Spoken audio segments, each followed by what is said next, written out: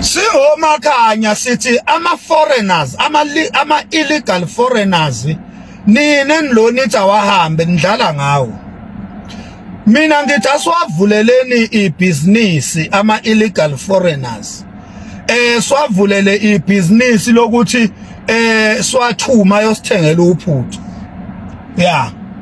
Angeke ilunge lento. Labantu badinga ukuthi sivele sibavulele ibhizinisi lokuthi bathenge nje uphuthu kube ukuthi basithengele uphuthu. Uyabo? Bafice nje be-10 ubathume kanye kanye uthi hambani yongithengela uphuthu. Uyabo? Bahambe bayothenga uphuthu wenze sure ukuthi akekho salayo bahamba bonke bayolithenga uphuthu.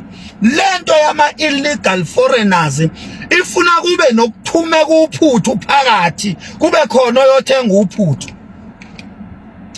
Thina singomakhanya ngeke singene lentweni ngoba nilonishumayela nilonimemeza nimemezela lana ungathi ningamaqembu ezepolitiki.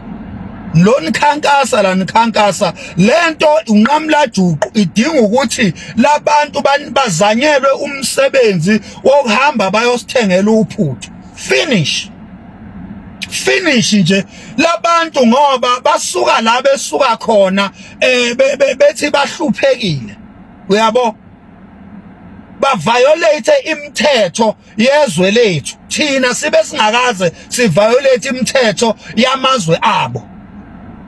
So asibawelchameke ebese siyabathuma ukuthi abayosithengela uphuthu. Lento ifuna ukuthi ibe nophuthu olithengwayo phakathi ukuze isheshe icace ukuthi iyangakephi ngoba nilonishumayela la nimemezela nenza izipichi lana anginazi ukuthi nenzani anginiqondi nje mina. Angiqondi into yenu.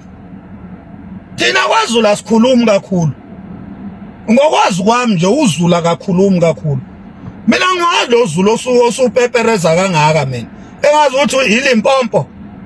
Hayi. Lo Zulu opepereza kangaka engathi iLimpopo. Hayi. Mina ngazi ukuthi kwaZulu makuneyinkinga kuvele kuxoxwe nje yabona kuxoxe kube khona ozohamba yothenga uphuthu kusheshe kulunga izinto isheshe iqonda izinto. Uyabona?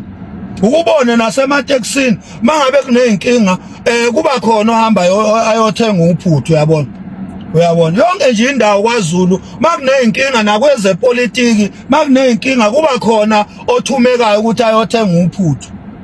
Enjani lenkinga enenza ukuthi nivule imlomo nikhulume kangaka? Kanti akukho la kudayiswa khona uphuthu kuthunywa abantu bayothenga uphuthu baye kuzosijwayela kabi la ezweni lethu. Yabo?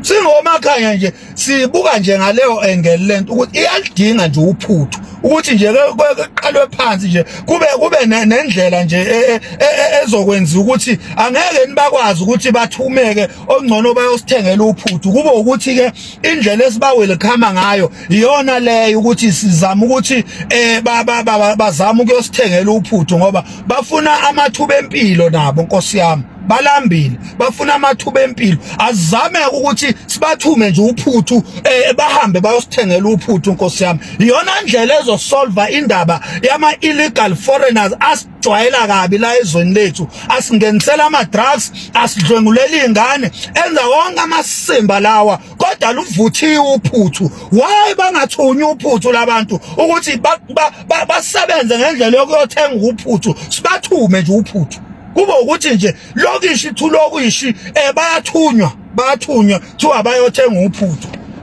Wonke nje amalokishi nasemadolobheni kube ukuthi nje ubafica behlangene ubathume nje uphuthu nje bathume nje uphuthu nje. Uyabona bathume nje uphuthu nje. Ileyo mina engiyibonayo ezosolve inkinga ukuthi abathunywe bayosithengela uphuthu laba. Finish.